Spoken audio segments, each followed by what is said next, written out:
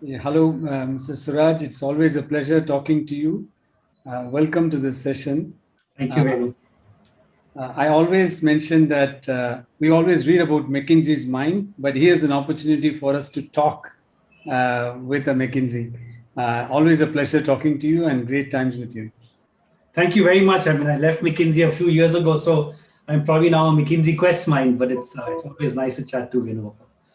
Thank you. A few questions that I have so that our audience hearing this podcast will be benefited and know a little bit of more about Suraj as you are and driving this transformation in Quest during these pandemic times that we've seen, wave one and wave two, and your reflections on the same. Some of the questions before I reflect, you mentioned that times like this, we really can't choose the time we live in, but we can choose how we respond to this scenario. It's very insightful for somebody to reflect upon. But my question to you is taking a cue from McKinsey also is when they defined about future of work, it is going to be in all possible dimensions of remote, hybrid, and in person. And the way work happens by engaging workforce within these limitations of workforce, how are you as a CEO along with your leaders are thinking about experience both from customer side and employee side? And I would like to your reflections on some of the digital trends that you're planning around this space. Sure, sure. No, it's an interesting question because, in a sense, the what's happened in the last year is we've all become virtualized. Right? If you look at a lot of emerging markets, India also. Historically, we've always believed that if my employees are not under my nose so I can see them all the time, I can't manage them because we're a high contact society.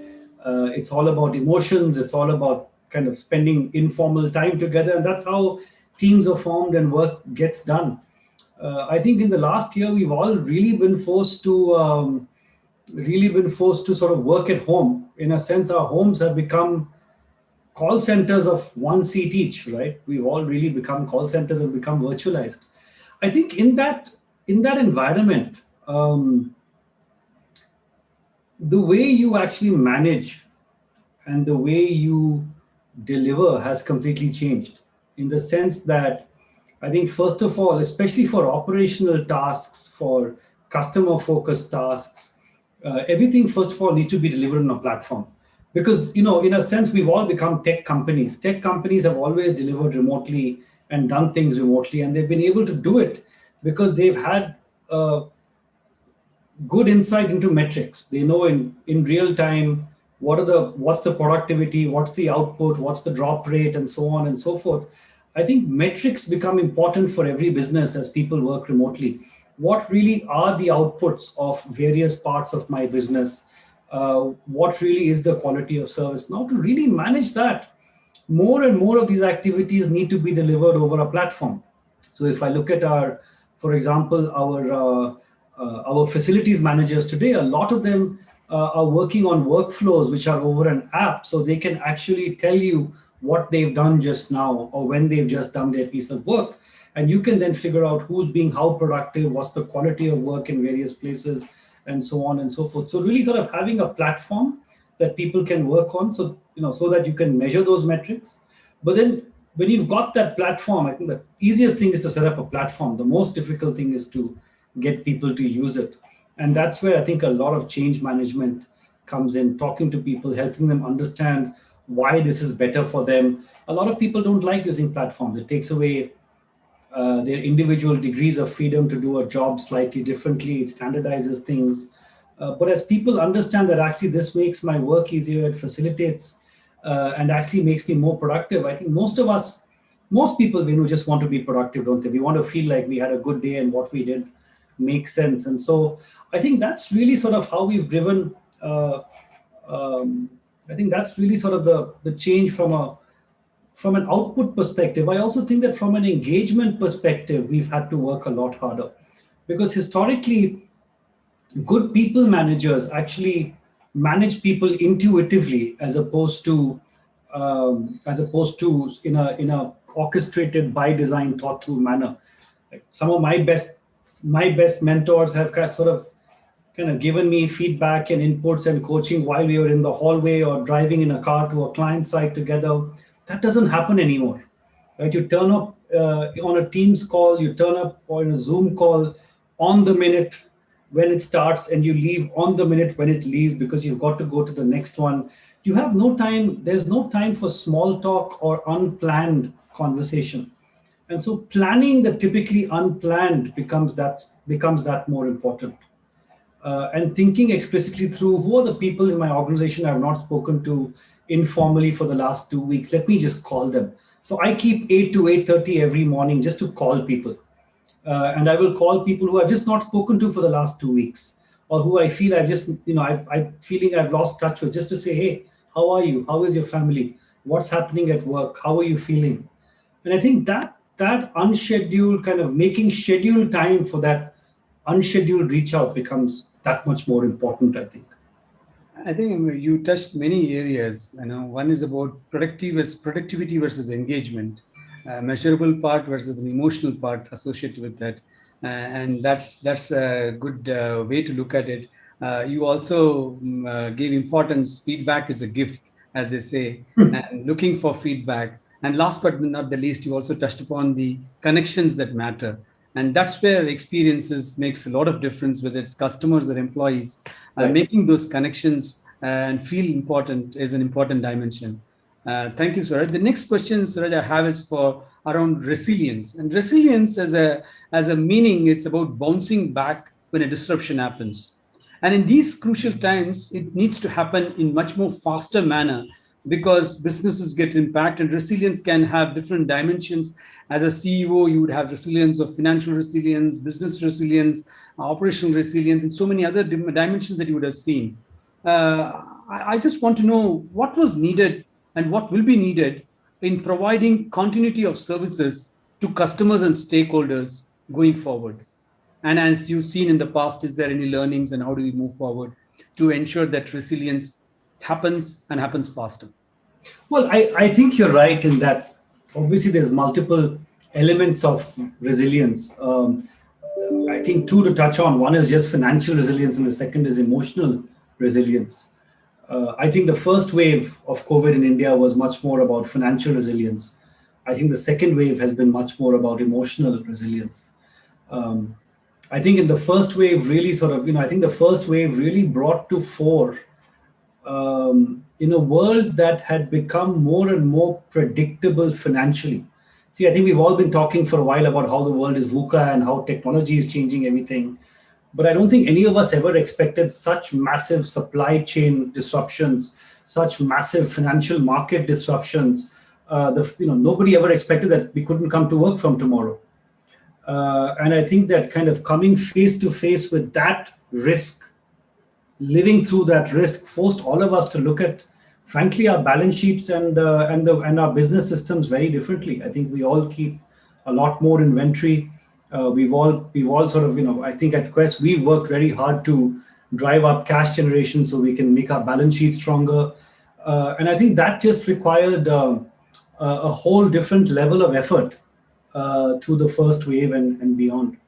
For me, the second wave has really been about emotional resilience. In a sense, at least in India, I think the second wave has, the first wave, we all heard about COVID outside the country.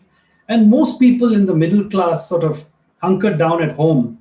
Our families hunkered down at home. And we just sat at home, right? And we kind of got through it. There was tension but by and large, most of us did not have family members who fell gravely ill. I think the second wave was different. Many of our employees, many of my team members have had bereavements, or people who've been seriously ill or been seriously ill themselves. And in some cases, sadly, we've had bereavements amongst our employee base also. And I think that takes a different sort of toll, doesn't it? I think for us to stay optimistic in this time, and for us to stay resilient and say, look, we're going to keep doing what we have to do, is a little bit more difficult, I think. In fact, I'd say a lot more difficult with the second wave. I think what really helps is just having a deep sense of purpose. And I think that if you come to work every day, if you turn up every day knowing that you're coming to work not just for a salary, you're coming to work because you believe in the purpose of what you do, in the larger good. And in my case, I believe we are creating very high quality jobs for a level of society which often doesn't have access to such jobs.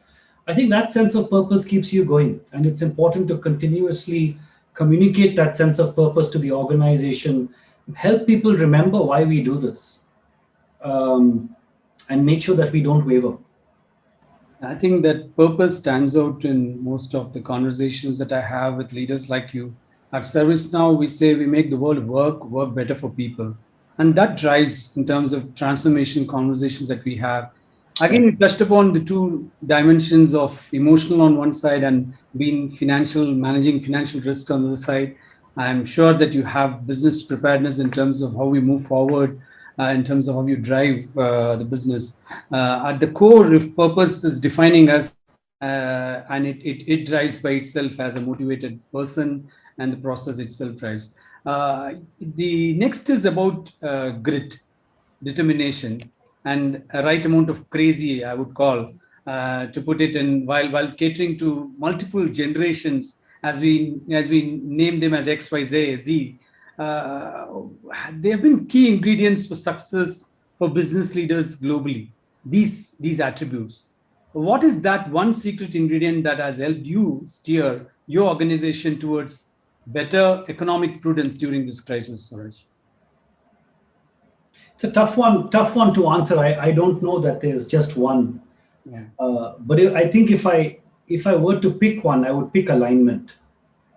I think that early on, I remember a year ago, I was talking to our top leadership team, and I remember telling them, listen, these are unreasonable times. Um, it's unreasonable. I mean, who would have imagined May? I think it was May last year. Who would have imagined even 4 weeks before that we'd all spend 4 weeks at home? There'd be no access to. You couldn't get your mobile phone repaired. You couldn't send your car to a garage if that got broken. You couldn't buy non-essentials. Who would have thought that the entire country would come to us? It was an unreasonable time. And the conversation we had is unreasonable times require unreasonable expectations. It just, we have to expect the unreasonable of ourselves. And we will have unreasonable expectations. So very early on, we said, let's not talk about whether the goals we set for ourselves are reasonable or not. Whatever we do will be unreasonable. So we got that out of the way. And there were no discussions on, oh, this is too tough, or how are we going to get there, or you're a bit crazy. We just said we've got to do what we've got to do now. Let's figure it out.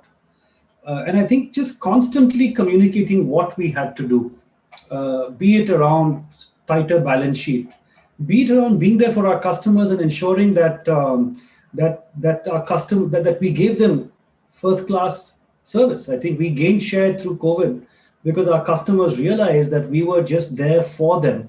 Or be it, we have 300,000 plus employees, being there for them, making sure we could communicate to them, help them, mobilize medical help where possible. We just had to constantly communicate what the priorities are. We did many more digital town halls. Um, like I said, I would call people all the time just to talk and see how they're doing and to reinforce direction. But I think that when you spend sufficient time helping people understand what we need to do and why we need to do it, I think most people just get on with it and do it.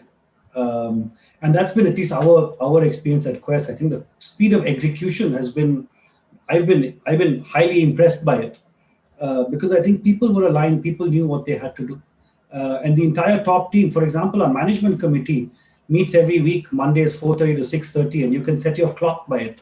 And nobody ever misses out, and it's a very engaged group. And so we're sort of constantly talking about what we need to do and just cascading that downwards through the week. And I think that has built a very, very strong execution engine, which has helped us a lot. I think when you said unreasonable expectations, that remembered me of somebody talking about when a peak climber, their expectations are unreasonable with the level of competencies that they have built. but that unreasonable expectation reverberates into me. I think that's purely leadership. Before my last question, I am tempted to ask, how is your business, the domain of business that your multi-business domain, how do you see that future moving going forward, Suraj? How is it transforming and going forward that you see? So I think that I feel very good that we have tremendous tailwinds. What Quest does is we outsource activities from companies, and these activities go all the way from marketing activations, in-field sales, in-store sales, collections, F&A outsourcing, customer care, you name it. We kind of outsource those activities and we execute them.